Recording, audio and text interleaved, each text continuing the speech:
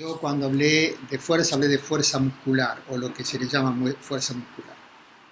Eh, yo prefiero hablar de trabajo muscular, porque el músculo se mueve. Ahora, si después, como lo expliqué, a ciertas características de ese movimiento, que sea que dure más, que dure menos, que sea más lento, porque tiene que vencer mayor resistencia, mayor oponerse más a la gravedad, eh, o que pueda ser más dinámico, más explosivo, si a cada una de esas características externas del movimiento le quiero poner un nombre. eh, bueno, en lo personal no tengo ningún problema con ello, solo que es cuando se empiezan a hacer las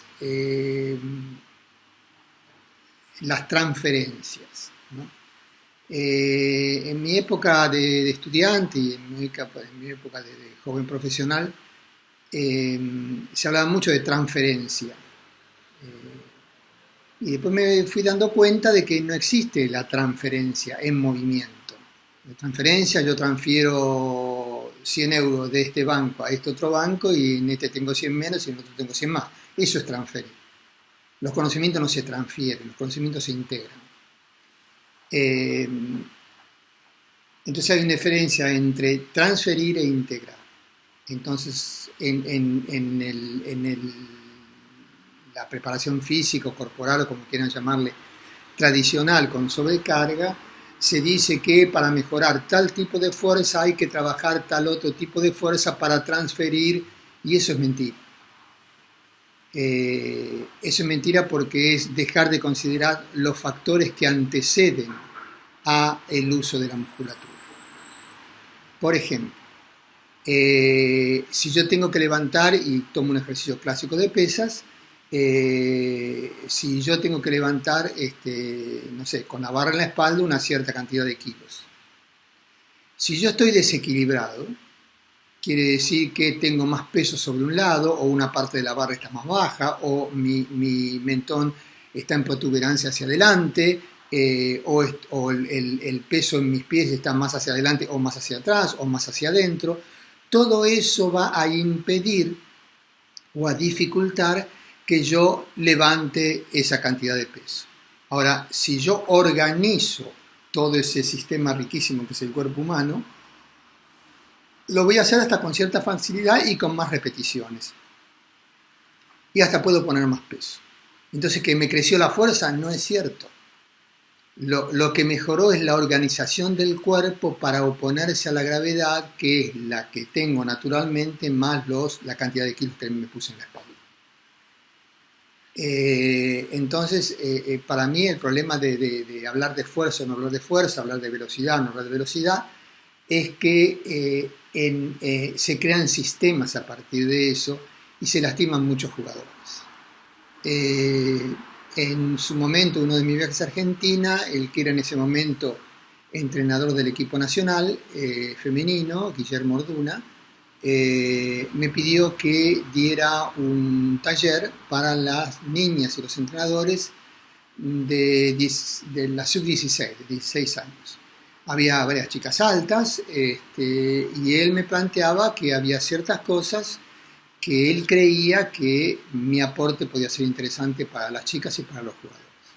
Bueno, trabajamos sobre un tema de juego, de voleibol, y después con dos jugadoras fuimos a la sala de pesas y había una 16 años, 1,90 m y algo. Ya en cualquier lugar del mundo, a 16 años, superas el 1,90 m, ya sos alta. Ahora, si puedes llegar a los 2 metros o no, no lo sé. Y sobre todo en países cuya altura media no son países altos. Por ejemplo, en Holanda la altura media de la gente es alta, con relación a Bolivia, lo que no quiere decir que sean mejores ni peores, son límites genéticos nada más. Entonces, cuando en voleibol, que se junta a gente alta, uno descubre un prototipo de estas características, hay que cuidarlo.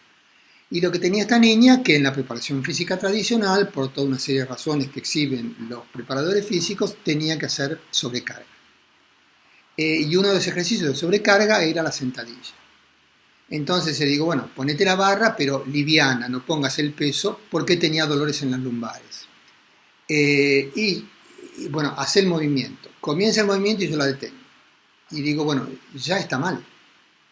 Y la niña me dice, ¿pero por qué? Porque estás llevando tu pelvis para abajo. Pero para hacerte entender a ella, que ir para abajo. No. Tenés que ir primero para atrás. Y después es en diagonal hacia abajo.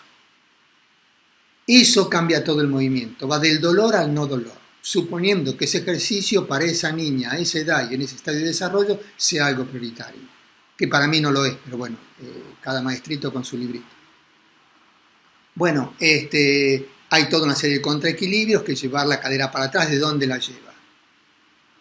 La pelvis tiene como mojones o puntos de referencia, hay dos, son los dos isquiones, que es el talón del pie púbico, y el pubis, los dos semipubis. Entonces, eso funcionan así, tal cual como los pies. Si ella focaliza ahí, el movimiento le viene solo. O sea, yo le doy 2 puntos de iniciación y el movimiento de los puntos de iniciación. Y la ejecución fue correcta. Pero como se le pide un determinado ángulo, vaya Dios a saber por qué, cuando pasaba determinado ángulo, no sentía no dolor, pero que una cierta tensión en la parte baja de la espalda. Evidentemente eso no era mi intención ni mi tarea, la que me han pedido, tratar de explicarle al preparador físico que lo que estaba haciendo no era la mejor opción, en mi opinión, para esta niña. Entonces decidí trabajar sobre órganos. Evidentemente había 6 entrenadores alrededor, había entrado el grupo de varones de la misma edad que entrenaba en un campo al costado, y esta es una adolescente, y le digo, mira, yo lo que voy a hacer es, voy a poner mis manos así como en bocina, con mi boca en mis manos, yo a vos no te voy a tocar con mi boca, y te voy a hacer una vibración en los riñones, haciendo una cosa así. Si tenés algún problema, no lo hago. Me dice, ¿qué problema? Y no sé, hay gente mirando. No, profesor, no hay ningún problema. Bueno, ahí me puse yo de rodillas, imagínense la historia, voy a un riñón, voy al otro, me dice, avísame cuando los tengas calientes. Me dice, ahora sí. Dice, ¿qué sentís? Y es un cosquilleo que siento adentro. ¿Y sentís calor? Me dice, sí, es agradable, sí, hacé la sentadilla. Bajó a donde tenía que bajar, subió, no le doy nada. Y los órganos son sostenes del interior, los riñones son órganos de flexión y los suprarrenales son órganos de extensión. Cuando un atleta baja, en este caso una sentadilla, y arquea la parte baja de la espalda, a nivel de órganos son los suprarrenales. Los suprarrenales tienen una energía corta, es adrenalina, o sea, de corta duración y de altísima intensidad, mientras que los riñones, tanto como el hígado, por ejemplo, son energías largas, que es la que necesita para controlar ese peso y subir. La cosa quedó así, yo supongo que la niña nunca más habrá hecho eso. Yo le dije, lo que vos podés hacer es, cuando vengas a hacer esto, con tus manos te las pones acá en los riñones y vos frotás. Bueno, ese era un entrenamiento clásico de fuerza. Eso es lo que yo hice con ese entrenamiento clásico de fuerza. Pero uno se queda con la fuerza, eso no lo va a conocer nunca. Y esa es una de las ideas de este curso. Y es una de las ideas que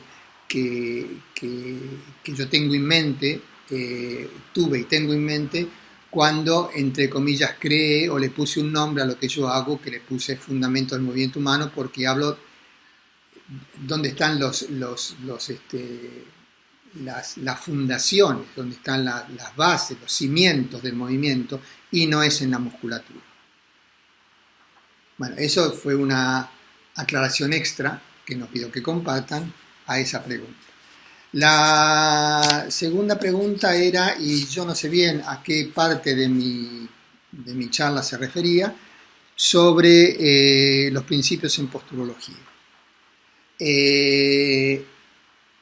Yo me informé de la posturología, aunque tenía una cierta idea, porque trabajé no es que yo trabajé, Participaron en algunas de mis charlas o de mis talleres ortodentistas, que hay un muy famoso italiano que obtiene muy buenos resultados, coloca una serie de prótesis en los dientes, que eso corrige toda una serie de cosas a nivel de organización de los huesos del cráneo y que se refleja hasta los pies. No es posturología.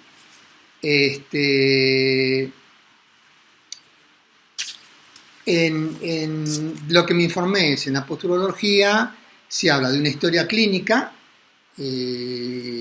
Yo cuando me encuentro un jugador no le pido su historia clínica, le digo, bueno, hay alguna lesión, algún dolor, si a eso le quieren llamar historia clínica, bueno, tanto como para cuidar, ¿no? Y dependiendo el entrenador que me llama, ¿qué quiere? ¿Que le mejore el rendimiento o que tiene algún dolor que no le puede sacar o que luego de una cierta cantidad de repeticiones aparecen ciertas trabas en el movimiento? Depende de lo que sea, puedo hacer historia clínica. Análisis del sistema tónico. Y ahí ya entramos en el tema del músculo. Está el tónico y el fásico. Bueno, para mí eso no tiene ningún sentido, porque habla que cuando el tónico se contrae, es tónico porque se contrae, y el fásico se relaja, el músculo no se relaja nunca. Hay un juego entre fases activas y fases pasivas que ya viene en el útero. Cuando la mamá tiene las contracciones, lo que hace es hacer presión sobre el cuerpo del bebé. Ese tipo de presión después se relaja y el bebé se expande. Es ese tipo de condensación y expansión que tiene todo nuestro cuerpo. Eso yo le llamamos fases activas y pasivas. Pero no tiene nada que ver con el músculo. Aunque el músculo está incluido, suponiendo que existe algún tipo de... El músculo existe, pero de actividad muscular. Entonces, por ese lado diría que no tiene nada que ver con esto. Examen de los receptores. Los receptores son elementos o organismos que tenemos en la piel, en los tendones, en todos lados del cuerpo, que nos dan una idea de cómo está ubicado mi cuerpo en el espacio y de cómo está ubicado mi cuerpo dentro de mi cuerpo. Por ejemplo, tengo una cadera más baja que otra, apoyo más un pie que el otro. Esos son receptores y forman parte del sistema nervioso aferente, o sea que esa información viene de mi cuerpo hacia la parte más alta, donde está el cerebro. Y después hacen receptores posturales, como los ojos, los pies, la piel, la masticación, no. Y luego viene el diagnóstico. Nunca hago diagnóstico. El diagnóstico es la evaluación de la escuela. ¿Pasó o no pasó? El diagnóstico supone un modelo. Una anécdota, yo trataba a un niño en una ciudad, en un pueblo en España, que en ese momento tenía 11 años, parálisis cerebral, podía hablar, era lento en su razonamiento, pero podía seguir la escuela con apoyos, etcétera, etcétera, y caminaba todo torcido, todo así, ¿no? O sea, tenía el hombro a la altura de la oreja. Evidentemente, la escoliosis y toda la historia. Yo no busco enderezar la escoliosis, yo busco que con la escoliosis, que la escoliosis no le impida las rotaciones. El niño fue mejorando y llegó un momento que el padre me llama por teléfono y me dice, mira, estuvimos en el examen clínico en Barcelona, o en Madrid, no me acuerdo, y hay que operar. Y digo, bueno, mándame las placas, yo tengo que ir a Bélgica y voy a hablar con alguien de confianza, que con él trabajé muchos años, un fisioterapeuta, y le voy a mostrar, porque yo sé que él no es partidario, sobre todo a temprana edad, de ponerle hierros en la columna. Le llevo las placas, le digo, Leo, mira esto, me dice, no, operación. Y yo me quedé medio duro, yo esperaba que me diera, no, seguí con lo tuyo, hace esto, hace lo otro. Le digo, ¿por qué? Por los órganos. Dijo, todavía le faltarían normalmente 2 pushes, de 2 impulsos de crecimiento. Y esto lo va a agravar. Y ya está haciendo presión sobre el pulmón. Si a este chico se le pincha el pulmón, entonces ahí corre peligro de muerte. Dice, el tema son los órganos. Entonces hay tres cosas que cuando ocurren el cuerpo presta atención a ello y a ningún tipo de información que no sea algo que se trate de eso, que es la respiración, el aparato cardiovascular y el equilibrio. Cuando hay falta de eso, ya el cuerpo se dedica a eso. Entonces yo tengo que trabajar eso, aunque tengo una escoliosis que la oreja le toca el tobillo. Bueno, este caso me probó este tipo de cosas. Bueno, lo operaron, la operación fue un éxito a nivel, digamos, médico, fue a silla de ruedas. Porque su vertical era esta, para su sistema. Acá él tenía todos los contraequilibrios para poder caminar con dificultad. En el momento que lo ponen derecho, o sea, en vertical, como esta gente propone, va a silla de ruedas. Pero salvó la vida. Bueno, esto para explicar por qué, si entendí bien que esto es posturología, no hay ningún contacto con esto.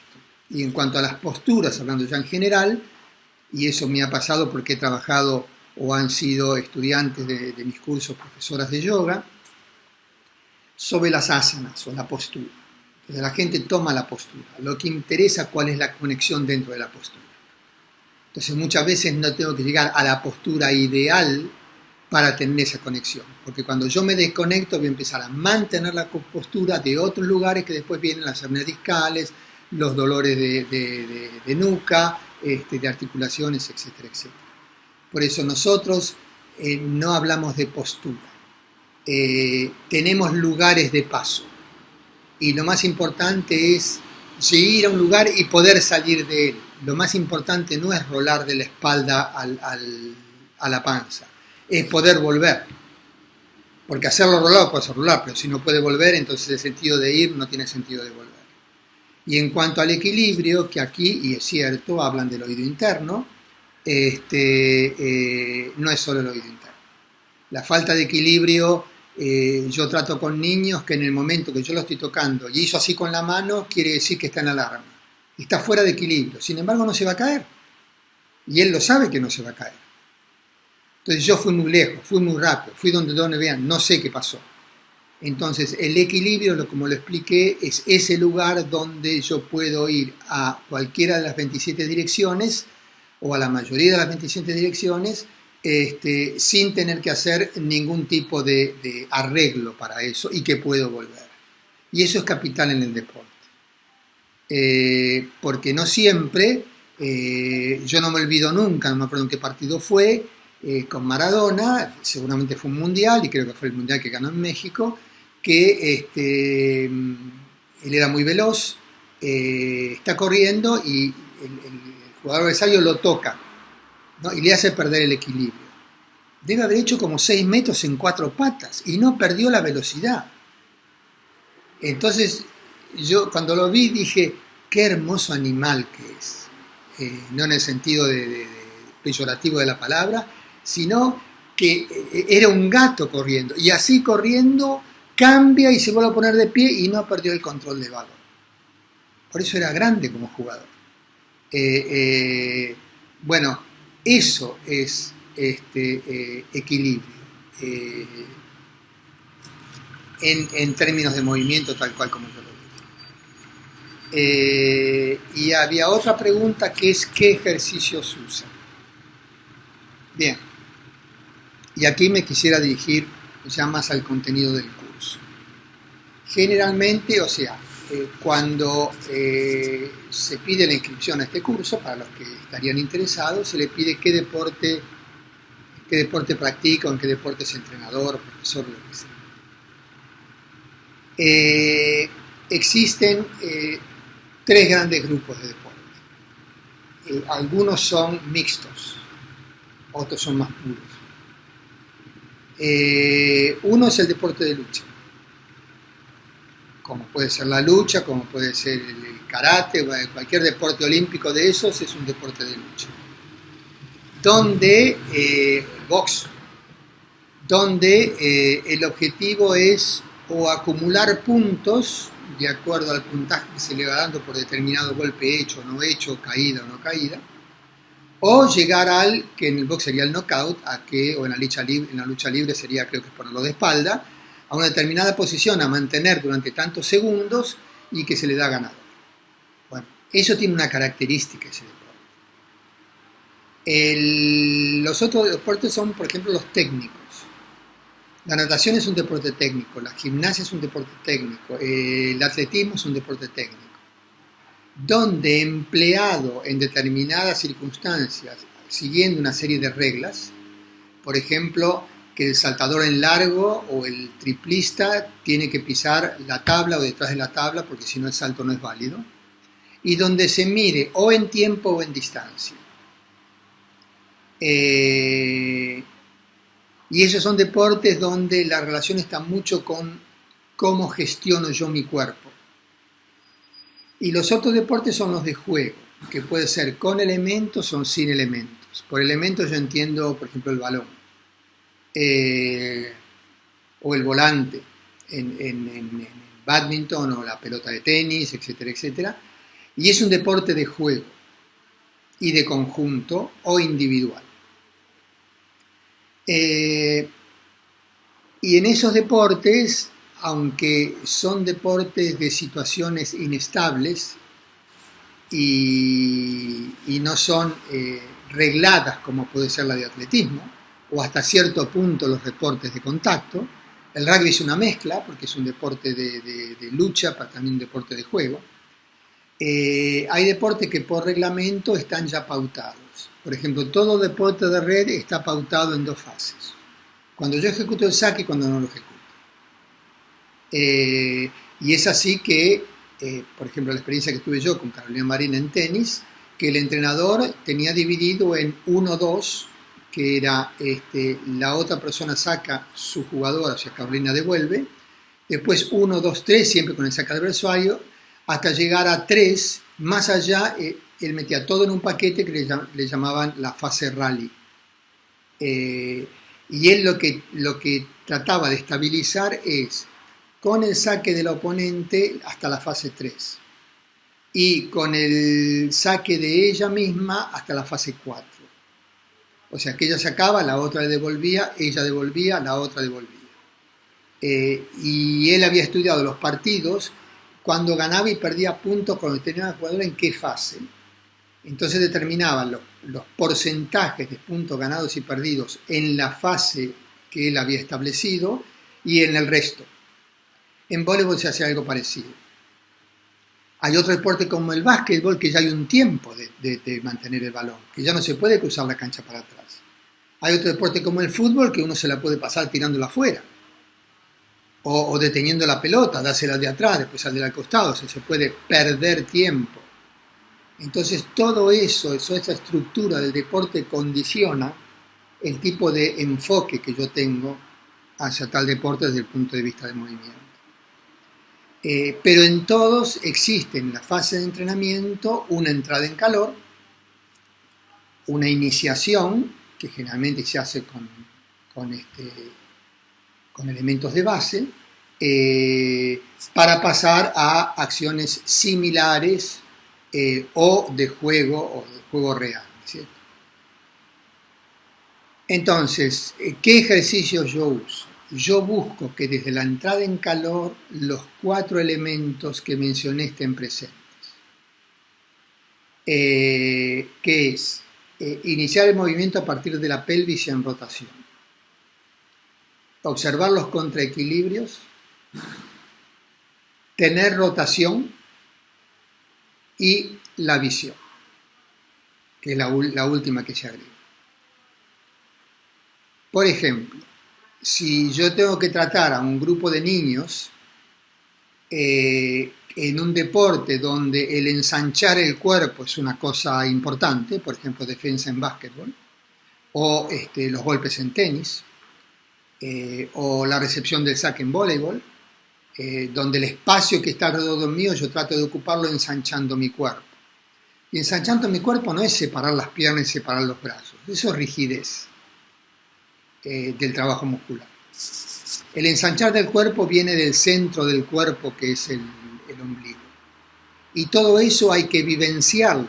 Por más que yo lo explique, el movimiento y el atraer la atención del niño o del atleta a cómo contacta o deja de contactar el piso, cómo yo toco el piso, cómo el piso me toca, eso crea conocimiento. Entonces, ya puesto en situación, haciendo ese movimiento previo, que ahora voy a explicar, ya la gestión del espacio cambió y no necesito explicarlo. La posición inicial se llama la X. Está acostado boca abajo, en el piso, de ser posible sin zapatillas, y hay que formar dos grandes diagonales. Del pie derecho a la mano izquierda, del pie izquierdo a la mano derecha, y esas diagonales tienen que cruzar por el ombligo. Entonces hay gente que tiene una gran movilidad articular, entonces es una X bastante ancha, porque va de una mano a un pie y de la otra mano al otro pie, y ahí se forman las grandes diagonales. Hay otro que será más alta, pero más angosta, por lo que sea. Lo que me interesa es las relaciones. Y muchas veces para facilitar eso yo utilizo las bandas Theraband, la amarilla, la más livianita. Se la ato un pie y a la mano y hago que lo estiren acostados en el piso para que sientan y vean la diagonal en el cuerpo. De esa posición se tienen que girar a un costado y pasar a posición fetal y volver hacia los dos lados, siempre de un lado que es más fácil que el otro. Y lo que yo voy indicando es que tiene que hacerse a partir del movimiento simultáneo de las 6 partes, que es el coxis, la cabeza, los brazos y las piernas. Les puedo asegurar que no es fácil. La segunda indicación que yo doy, que en lo posible siempre una parte de cada extremidad tiene que estar tocando el piso, porque si no empiezan a levantar los brazos.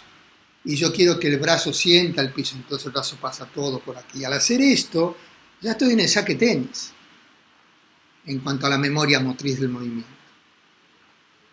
Se le agrega la respiración. Cada ejercicio de condensar a posición fetal se hace en expiración. Cada ejercicio se hace en expiración. Y ahí noto, sobre todo con los niños, cómo la respiración está solo acá arriba.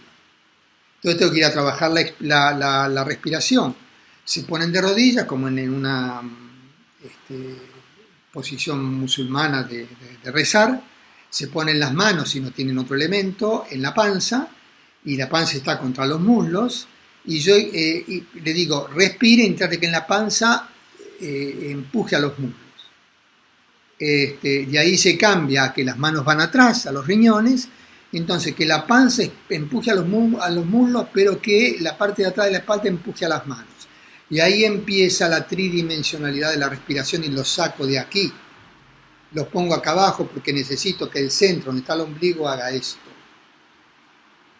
Para que este trabajo de expansión y condensar sea un trabajo de organización corporal y no de mover los brazos, las piernas y la cabeza y lo que sea. Ese movimiento, que después se puede hacer más complejo cuando ya tengan este movimiento más o menos conocido, y yo veo que ahí viene el trabajo sobre la imagen. Imaginen chocolate caliente, o sea, chocolate puesto en la sartén. Imagínense el aceite que se desparrama en el piso. Imagínense el yogur. Ahí estoy trabajando sobre la textura para hacer ese tipo de movimiento. Que es lo mismo que hago, yo hablo de voleibol, cuando toco una pelota en voleibol. Digo, ¿de qué tenés los brazos? ¿De hierro o lo tenés de miel? ¿O de algodón? Y me viene como diciendo, este está loco. Digo, bueno, pensá que tus brazos son de hierro, ¿cómo le pegarías al balón? Y lo dan con todo. Bueno, ahora son de algodón. Y ahí empiezan a aflojar el brazo, la mal llamada relajación. Quiere decir que con una imagen yo le estoy dando una indicación que él comprende porque conoce, su cuerpo conoce la textura de esas imágenes. Esa es la riqueza de ese ejercicio. Porque cuando digo, bueno, las gotas de aceite, y empiezo, parece que como esos felinos que se desperezan. Bueno, la próxima es de la posición fetal pasar también en X al boca abajo y salir de ahí. Eso es más complejo. Entonces, ese es un ejercicio, pero lo que interesa son todos los detalles que yo voy dando, cómo juego con la respiración, con la simultaneidad, con la textura del movimiento, que lo hagan con los ojos abiertos y con los ojos cerrados, que antes de comenzar imaginen que los ojos pueden, no los mueven, ¿no? Que los ojos van antes que mi movimiento porque van a mirar el ombligo, y eso ya es la visión funcional. Yo dirijo un objetivo a través del ojo, mañana va a ser el balón. Todo ese tipo de cosas forman para mí parte de una entrada en calor, y no el correr, el stretching, que no son funcionales. Si quieren hacer stretching, que lo hagan. Si quieren correr, que corran. Solamente que el entrenador debía procurar conocer qué es correr, ¿no? Y que no es poner un pie delante del otro. Eso por un lado. Y por otro lado, todo ejercicio que requiera el entrar en sí mismo es un ejercicio que me pone en contacto conmigo, o un movimiento que me pone en contacto conmigo. Mientras que la carrerita, yo charlo con el que está al lado para ver qué haré después, o qué hice antes, o cómo me fue en el colegio. Quiere decir que pongo, como dice mi profesor Joseph de la Grotte, la gente van al gimnasio, ponen el cuerpo tangible encima de la bicicleta, se van y vuelven a buscarlo en una hora. Hicieron cardio.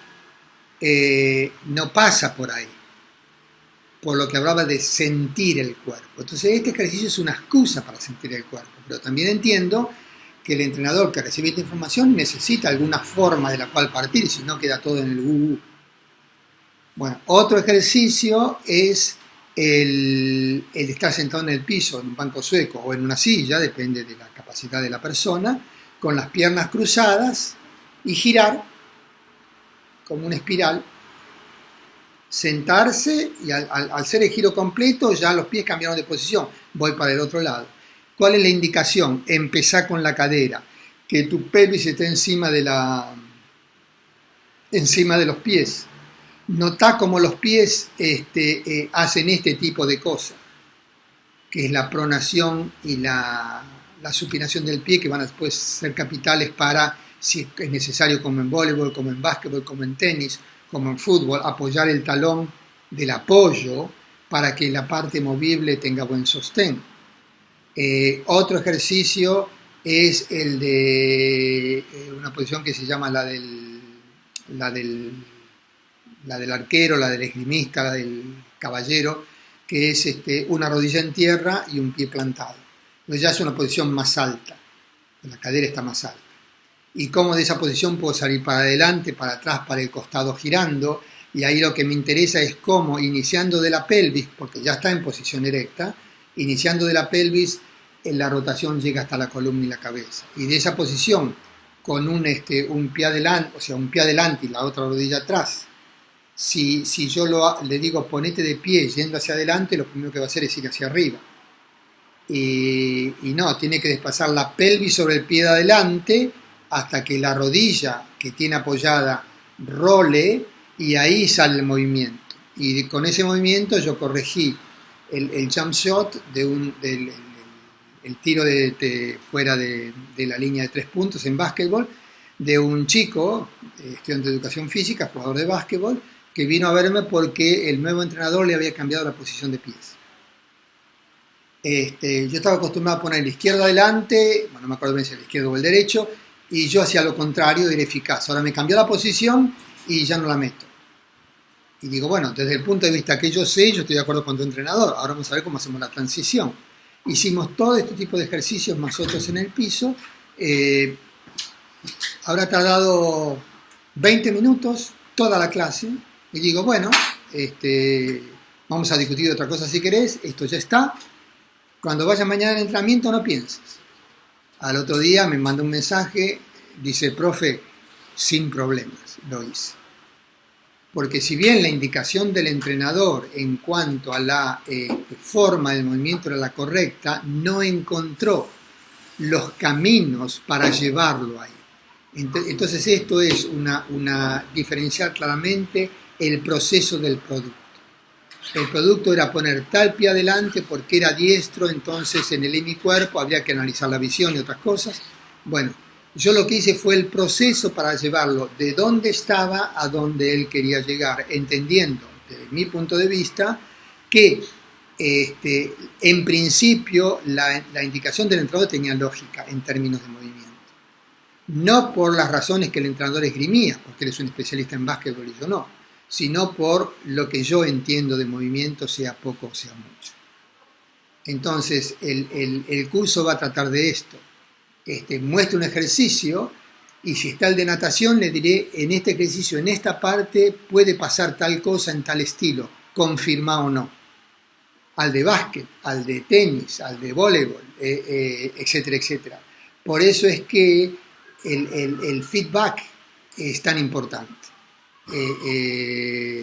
Porque a partir de la información que yo recibo, yo puedo sacar otras cartas de la manga para que la información que yo trato de compartir llegue a buen destino.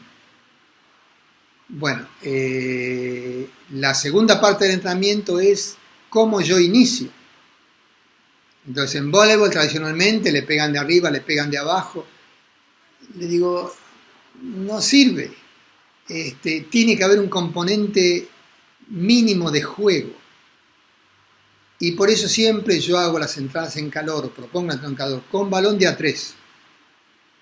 Porque hay uno que hace, el otro que mira y el otro que corre. Y después en la organización de esas carreras yo voy reflejando la dinámica del juego.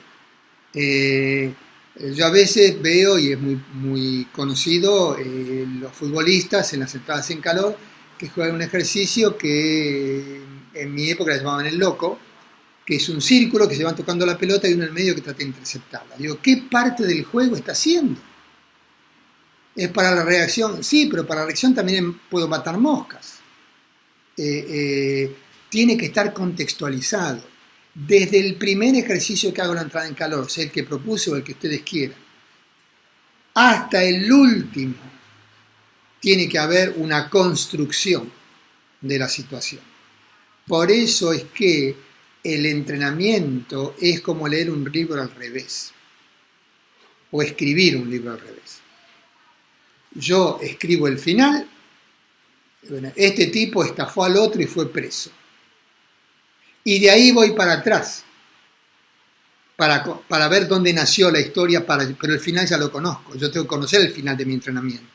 Pero también tengo que ser capaz que si ese final de entrenamiento que yo imaginé no era adapto para ese grupo, para ese día, para ese momento, en el camino tengo que cambiar.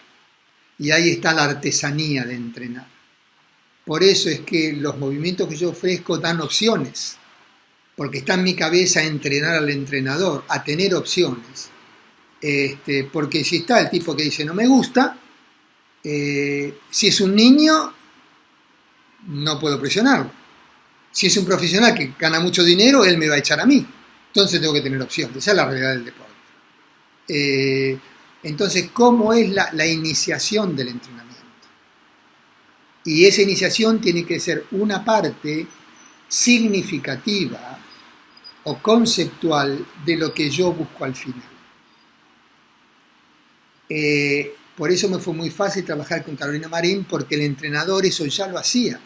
Yo le puse el nombre, yo le expliqué lo que él hacía y él me dijo, yo no sabía que hacía todo eso. Le digo, sí que lo sabía, si no, no lo hubieras hecho. Que no lo hayas verbalizado, que ahora con la verbalización le ves más matices, eso es cierto, pero lo hacías. Y esto va, digamos, a discutir el hecho de preparo el entrenamiento o no preparo el entrenamiento, porque hago primero esto, después aquello, y bueno, son esos entrenadores que uno ve el primer ejercicio y ya sabe que van segundo, tercero y cuarto, o porque este ejercicio es bueno porque me funciona. Es mentira, el ejercicio no funciona, son los jugadores los que funcionan. Y un gran jugador o un buen entrenador puede hacer de un ejercicio tonto, porque no hay que hacer la torre de Babel ahí adentro, una cosa muy rica en términos de movimiento, porque tiene distintos puntos de llegada al punto que él está tratando. Porque hay inteligencias temporales, hay inteligencias kinésicas o cinéticas, hay inteligencias espaciales, hay inteligencias sensoriales. ¿Cómo yo le entro? Hay inteligencias racionales. Yo tengo que tener elementos para que hay jugadores que necesitan el 1, 2, 3. Hay otros jugadores que necesitan, bueno, vos solamente prestá atención a cómo apoyás este pie, el resto va a venir y le va. Pero si al 1, 2, 3 le doy la del otro, la del pie, va a estar perdido, porque él necesita que le diga el pie, la rodilla, la cadera, entonces aprende de esa manera. Entonces en esa multiplicidad de inteligencias, hay un libro sobre inteligencias múltiples, ¿qué son? Son opciones. Y eso es lo que este curso quiere ofrecer, darles opciones para hacer quizás exactamente lo mismo que están haciendo, pero tener más ventanas en la misma habitación. Que tengan un buen día.